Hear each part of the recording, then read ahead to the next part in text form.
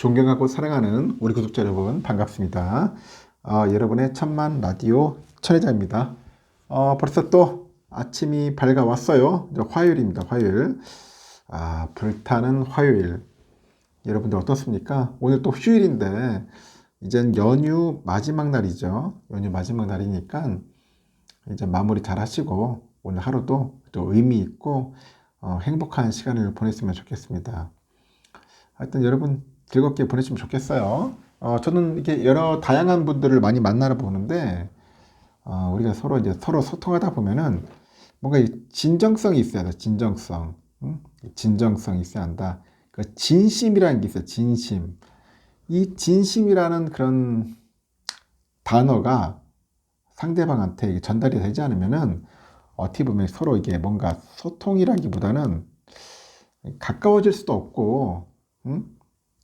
가까워질 수도 없고 신뢰 관계도 쌓이지가 않는 것 같더라고요. 이 진심이 없어. 그냥 뭐 대충 농담 떠먹기 뭐 좀 그래요. 농담이나 이렇게 서로 뭐 웃자고 이렇게 즐겁게 하는 것도 좋겠지만은 살아가면은 서로 간에 그 신뢰가 중요하거든. 신뢰가 중요한데 그러다 보니까 이제 서로 소통을 하려면은 저는 이게 진정성을 보는데 진정성. 그 사람이 진정성 있는지 없는지. 근데 그런 걸 항상 봐요. 뭐 남녀 관계도 그렇고 여러 가지 뭐 친구 관계도 그렇고 사업적인 파트너도 봅니다. 진정성 있는지 없는지. 없으면은 그 사람과의 관계는 오래 갈 수가 없습니다. 어떤 짧은 시간에 금방 깨질 수밖에 없어요. 여러분들도 한번 보세요. 여러분과 가까이 있는 사람 중에 이 사람과의 진정성이 있는지, 진심이 있는지 없는지를 한번 체크해 보는 것도 나쁘지 않을 것 같습니다. 한번 확인해 보는 좋은 시간도 가졌으면 좋겠어요. 우리가 삶에 대한 지혜가 좀 필요한 것 같아요.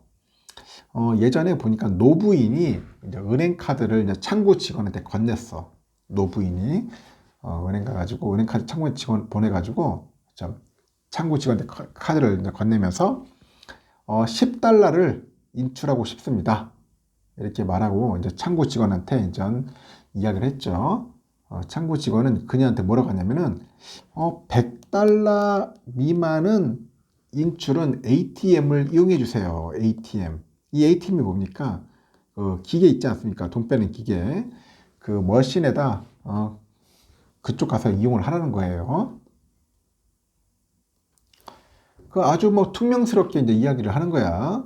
그러다 보니까 노부인이 이제 이유를 알고 싶다고 묻자, 창구 직원은 뭐 그녀의 은행 카드를 돌려주면서 아주 짜증스럽게 얘기를 하는 거야. 그거는 우리 은행의 작은 규칙입니다. 하면 딱 끊어가지고 그냥 ATM 가서 이용을 하래요. 뭐 더 이상 질문이 없다면은 뭐 ATM 기계로 가세요. 당신 뒤에서는 여러 손님들이 기다리고 있습니다. 이렇게 이야기를 하는 겁니다. 그러다 보니까 할머니는 몇 초간 침묵을 지키며 생각하더니 카드를 다시 창구 직원한테 건네면서 다시 말을 하는 거예요. 나는 이 통장에 돈을 모두 인출하고 싶습니다. 도와주십시오. 딱 그렇게 이야기를 해요. 창구 직원은 그녀의 카드를 봤어요. 카드로 이제 계좌 정보를 딱 확인해 보니까 깜짝 놀라는 거야. 응? 몸을 숙이고 정중하게 그녀에게 말을 하는 겁니다. 할머니, 그 계좌에 30만 달러가 있는데 은행은 지금 그렇게 많은 현금을 가지고 있지 않습니다. 이렇게 하죠. 그리고 약속을 잡고 내일 다시 와줄 수 있나요? 이렇게 물어봐요. 노부인은 고개를 끄덕이더니 지금 즉시 얼마를 인출할 수 있는지 다시 물어봐요. 창구 직원은 그녀에게 3,000달러까지는 자신이 지불해 드릴 수 있다고 말을 합니다. 그러면 지금 3,000달러만 인출해 주십시오. 창구 직원은 그녀의 계좌에서 3,000달러를 인출해 건네면서 미소를 짓습니다. 그 노부인은 그 옅은 미소를 짓고 지갑에 10달러만 넣고 2,990달러를 다시 계좌에 입금해 달라고 창구 직원에게 말을 하는 거예요. 결국 이 이야기의 교훈이 뭐냐? 젊다고 돈 없어 보이는 그 노인들을 현재의 본인 상황에서 시야로 업신여기고 까다롭게 굴지 말라는 것인 것 같아요. 그들에게는 평생 갈고 닦은 삶의 기술이 있다는 거겠죠.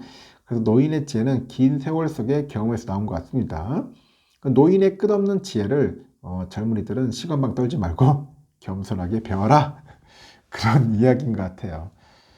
항상 겸손해야 돼요, 여러분. 겸손. 이 겸손이라는 단어가 상당히 저는 중요하다고 생각을 합니다. 저도 그렇고 여러분도 그렇고 항상 겸손한 사람이 되었으면 좋겠습니다. 삼성전자 이야기 한번 해볼게요.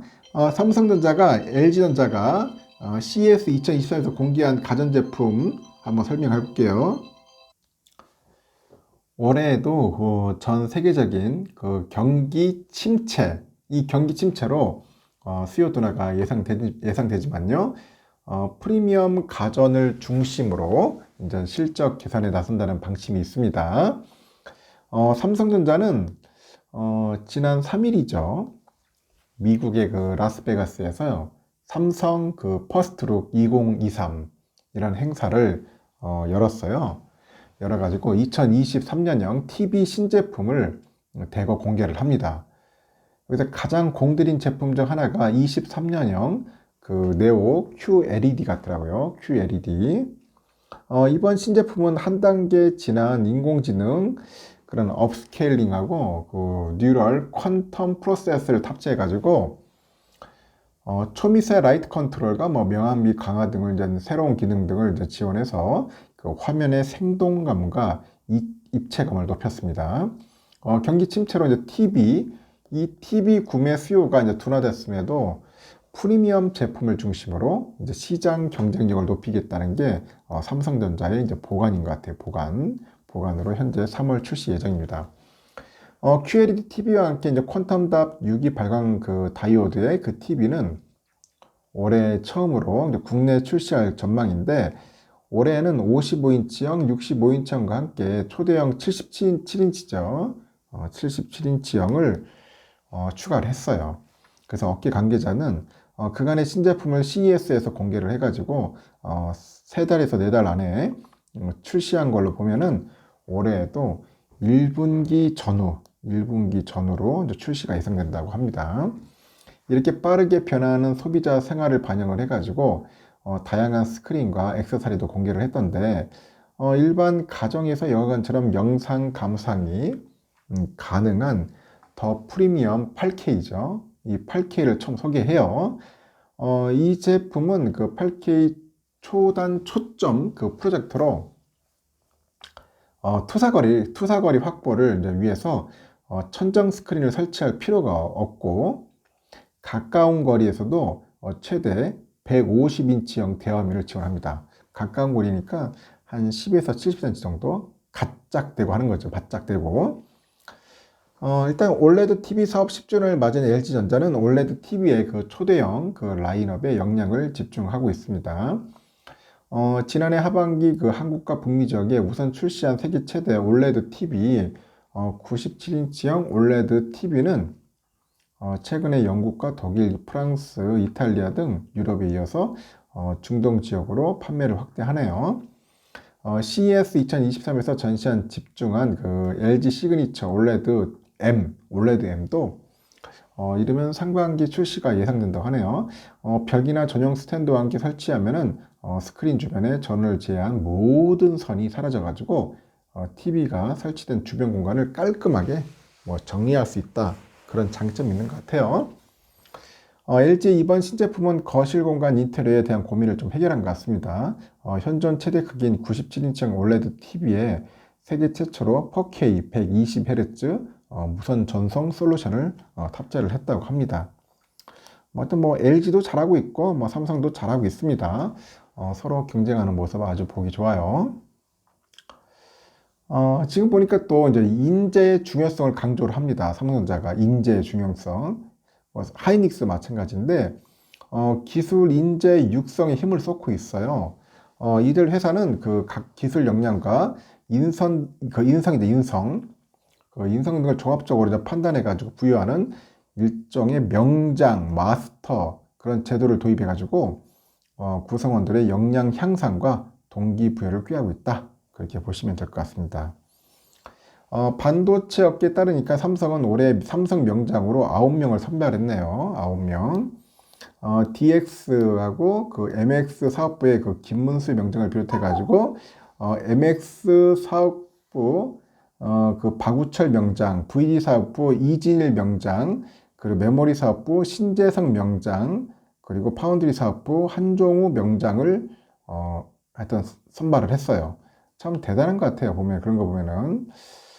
야.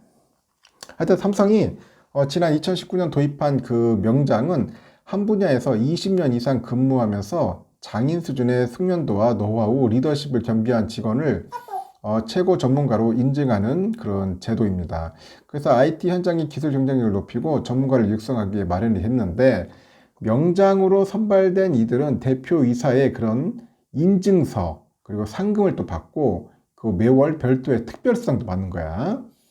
삼성은 2019년부터 올해까지 총 30명의 명장을 선발을 했습니다. 이 제도는 삼성 전기, 삼성 SDI에도 도입을 해요. 관계사의 명장까지 더하면 삼성에서는 총 39명의 명장이 나왔죠.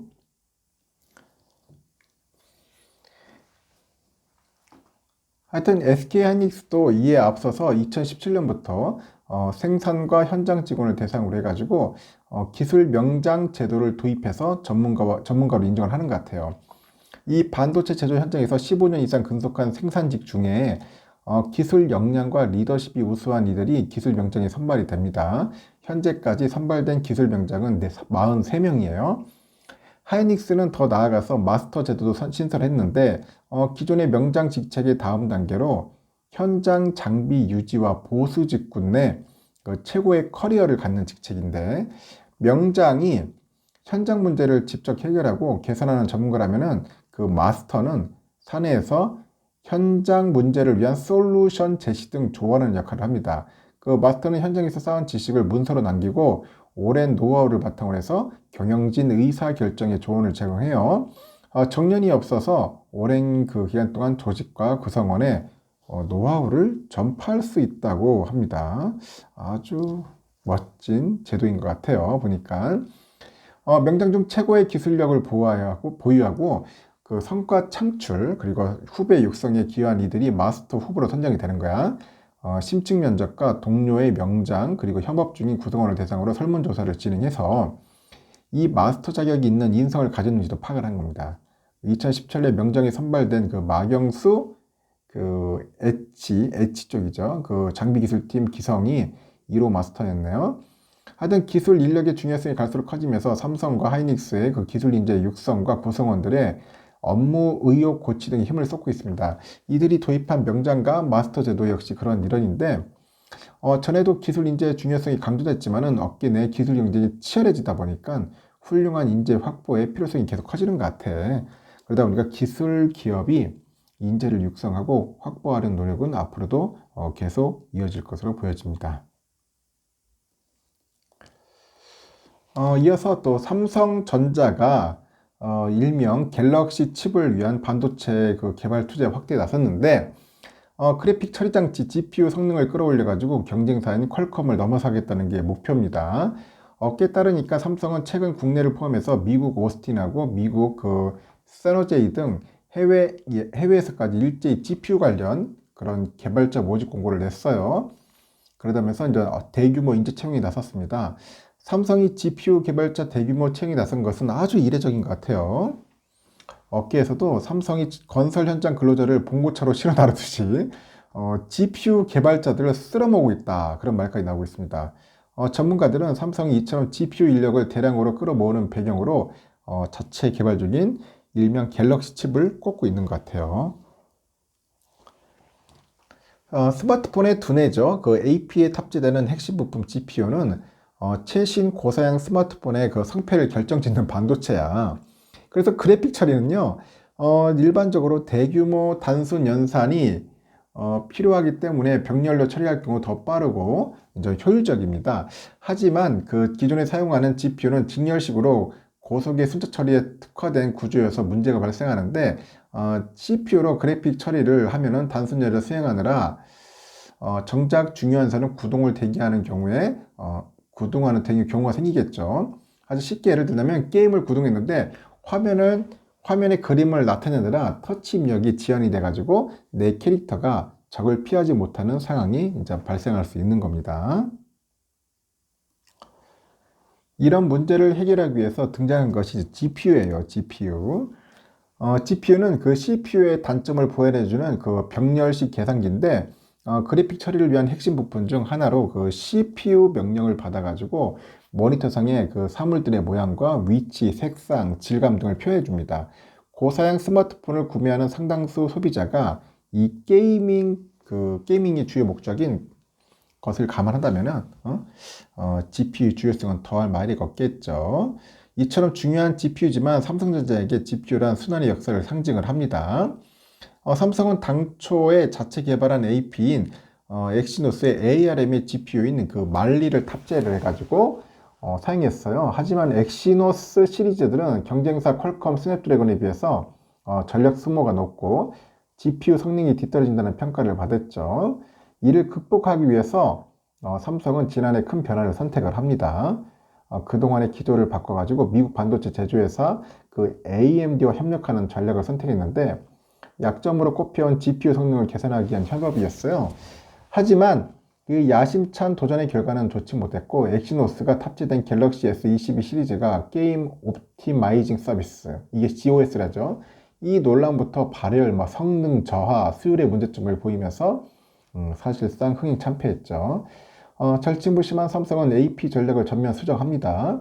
삼성은 지난해 12월 조직 개편을 통해서 MX 사업본의 AP 솔루션 팀을 신설하고 모바일 단말 칩셋 개발 전문가인 최원준 MX 개발실장을 AP 솔루션 팀장으로 선임을 해요.